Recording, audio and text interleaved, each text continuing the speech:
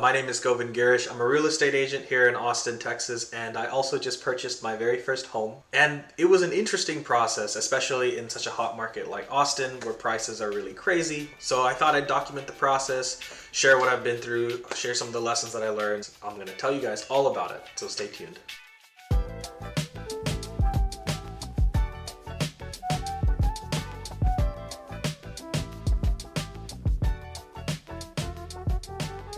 So starting out, I grew up in Austin, Texas. Austin is definitely my home city. I've been thinking about buying a house for a year and a half before I got this. Prior to buying this house, I was in Seattle and I was working for a tech company there, just trying to buy property in Seattle. And it was so expensive because my budget was 300K, and 300K doesn't get you a lot on the West Coast. The longer and longer I stayed in Seattle, the more it looked like Austin. After a lot of analysis, I narrowed down, okay, I want to buy in Austin. That was decision number one. This happened after the pandemic, so I was able to fly home to Austin. I would make a list of properties that I wanted to see on the weekend, so I would go and hit up those properties on the weekend, check it out. I knew that the Austin market was crazy, and I knew that it wasn't going to get any cheaper. Just the amount of people who are moving to Austin, the demand, the jobs, the stability of those jobs. Austin didn't really receive a big hit in 2008 either. And so I was using that information to make this decision. So I came to Austin and I was going through all these neighborhoods, and a friend of mine, and actually another realtor, turned me on to new build. So new builds are basically new construction homes. And the theory is that you can put this home under contract for $1,000, and then they take their time to build it, and then you've locked in the price and you pay at closing. And so you will be the first person to reside in the house. That was a big reason why I was so attracted to new builds and new constructions over resales. As far as actually putting this house under contract, that's probably where most of the work went in. Let me break it down for you guys. I visited this neighborhood, and this neighborhood is called Tiermo. It's built by a builder called D.R. Horton, and D.R. Horton is a huge national builder. They build houses in their sleep. I went to this neighborhood and another sister neighborhood called Parker Station.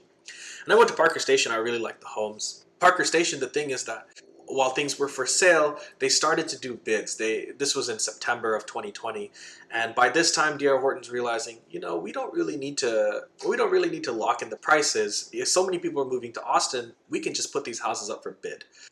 Parker Station it's a great little neighborhood. I just couldn't afford it. As I started doing more research, I slowly started realizing that the area that Tiermo was in was actually a very opportune area. Tesla's literally 2 minutes away. There's another development called Velocity Crossing that's going to happen across the highway, and that would be only 5 minutes away. And this area seemed to remind me of another neighborhood which 10 years ago looked very similar. And that area is called Pflugerville. For those of you who are in Austin right now, Pflugerville is now a very developed area. There's a lot of people there. It's highly sought after now, good school districts. And 10 years ago, I remember growing up, people didn't really want to live in Pflugerville. And thinking several steps ahead, I thought, you know what, this is a good buy. So I made up my mind to buy in Tiermo. I knew that if I waited, they weren't going to get any cheaper. They were probably just going to get more expensive. Saw a house that was for under 300. It's the Naples. It's a nice 4-bedroom, 3-bathroom. Pretty standard plan. I thought the design was pretty thoughtful. And so I called the builder on a Friday and I said, hey, I want to go ahead and put that house under contract. He said, that house and one other house are the only two left. When he told me that, I didn't really know how to react, because 2 days before, there were 15 houses that were up for sale. And within 2 days, 13 of them went.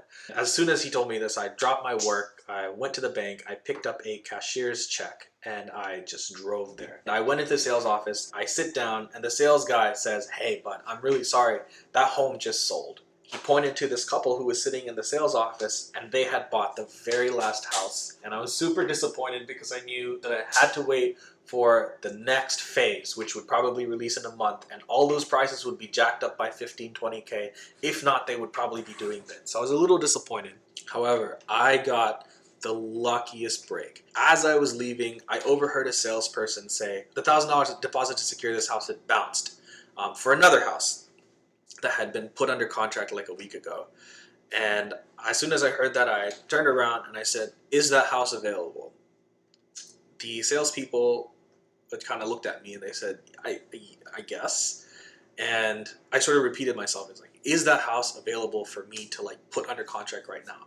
And they said, yeah, I guess if you want, you can, come back tomorrow and we can talk about it. In my mind, I thought, okay, I can come back tomorrow, but to be honest, I don't really want to risk it. So I actually sat in the chair and I said, I'm not leaving until I put that house under contract. And the salespeople were a little confused, but I told them how serious I was to buy it. The house that was in question was actually over my budget. My budget was $300. This house would have evened out to $314. However, I knew that this house was a good deal. And I also knew that if I wasn't going to take it, someone else would. And these prices are only going to go up from here. So I said, it doesn't matter. I got pre-qualified. They helped me get pre-qualified in that office, and I put it under contract, and then I left. I actually drove home not happy at all because I put $1,000 down to secure a house that was a little over my budget. And yeah, it wasn't that over my budget, but I'm a pretty budget-oriented person, and so that didn't really sit too well with me at the time.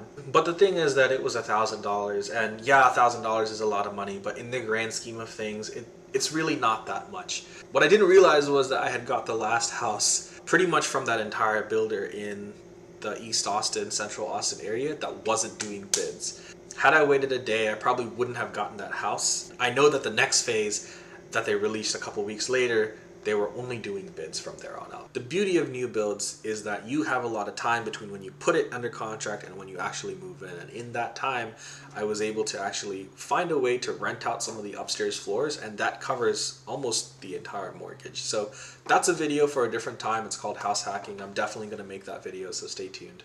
There's a lot of things that go into new constructions that I think buyers are not aware of. So a lot of people buy new construction homes without an agent. In fact, a lot of my neighbors, they didn't have agents. They just went into the office, put it under contract, and they were fine. If you're a buyer in Austin, actually if you're a buyer anywhere, and you have an agent, it costs you nothing. The seller pays for it. And if you don't have an agent, they're not going to refund that money to you. They're just going to keep that. So the seller is the builder, right? So they're actually incentivized for you to not have an agent. The thing that I found is that if you have an agent who's representing you through this process, the builder takes you and your concerns far more seriously. And it's just because your agent is working on your behalf and they're an expert in that industry. So when your agent says something to the builder, they take it far more seriously. Your agent is going to point out things during the home buying process that you might miss. A lot of people on my street bought houses without agents with often the misconception that they would save some money. And I could see that there were issues in the house as it was being built that a trained real estate agent would have an eye out for. The last thing about new constructions that's really worth noting, and I think a lot of people skip this no matter how much advice they get on this, is have a third-party inspector that you pay with your money to inspect the house. Now, the builder is going to send a third-party inspector about 3 to 4 weeks before your closing. The house is pretty much done at this point. Maybe there's not grass, but other than that, structurally, the house is good. And they're going to send this inspector, and yes, they are legally a third party, and in all fairness, I think they do a good job. However, it is in your best interest to spend the $200 to $400, hire an inspector who isn't affiliated with the builder in any way, and do your own inspection. And the reason is this. First off, if it's a new construction, that means you have 2 inspection reports. Anything that's on both inspection reports, the builder has to pay attention to. And the second is more of an opinion thing, but I'm just going to put it out there. The builder tends to listen way more to your private inspection that was hired by you than their own inspector. So all in all, there's a lot that goes into buying a new construction home. And the process can be daunting, but it doesn't have to be.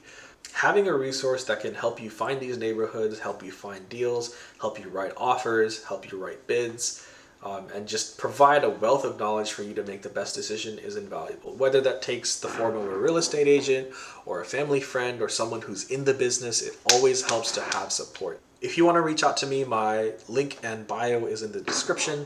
And finally, if you found this video helpful in any way, consider giving it a like and also consider subscribing. I make new videos every month detailing things that are happening in the Austin real estate market, as well as real estate tips in general. So I'm planning to make a ton of videos like that. Stay tuned, and as always, keep Austin weird.